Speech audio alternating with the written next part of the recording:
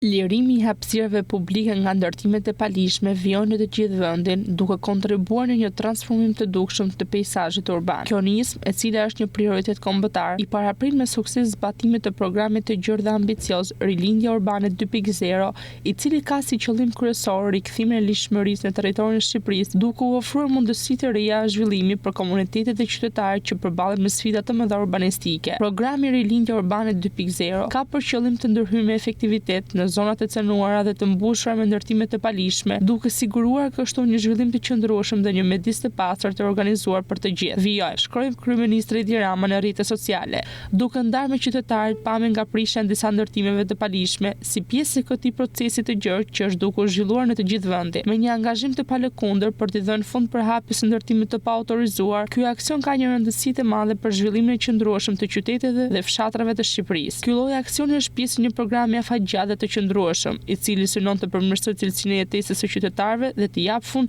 anomalisë së ndërtimeve të palishme që dëmtojnë mjedisin dhe infrastrukturën publike. Ky aksion është konceptuar si një ndërhyrje sistematike dhe e planifikuar mirë dhe jo si një aksion I përkohshëm. Pas nisjes së zbatimit të tij në muajin korrik, nisma ka vazhduar me prioritet në të gjithë territorin e vendit, duke pasur si qëllim jo vetëm prishjen e objekteve të ndërtuara pa leje, por edhe rindërtimin dhe zhvillimin e hapësirave publike, të cilat mund të shfrytëzohen nga qytetarët për aktivitete të ndryshme komunitare, rekreative dhe ekonomike. Ky proces ka pasur një ndikim pozitiv edhe në rritjen e vetdijes, për ruajtjen e lishmërisë dhe respektimin e rregullave urbanistike dhe mjedisore. Për të mundësuar një bashkëpunim sa më të ngushtë dhe transparent me qytetarët, është aktivizuar portali Hapësira ime publike.gov.al, I cili mundëson çdo qytetar që ka informacion rreth rasteve të ndërtimit të palishëm të denoncojë ato dhe të kontribuojë në pastrimin e hapësirave publike. Ky portal është mjaft një mjet I fuqishëm dhe I thjeshtë për përdorim, I cili ka lehtësuar procesin e raportimit dhe shqyrtimit të rasteve nga institucionet përkatëse. Deri tani, ky portal ka shënuar një aktivitet të lartë me 14.185 raste të raportuara, një shifër që tregon një angazhim të madh të qytetarëve për të mbrojtur hapësirat publike dhe për të siguruar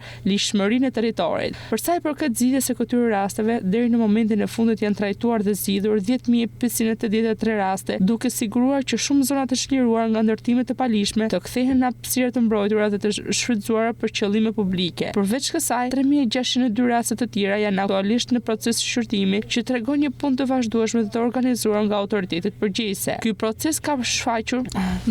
proces ka shpërfaqur nevojën për një menaxhim më të mirë të hapësirave publike dhe ka nxitur qytetarët që të bëhen pjesë e këtij ndryshimi të rëndësishëm.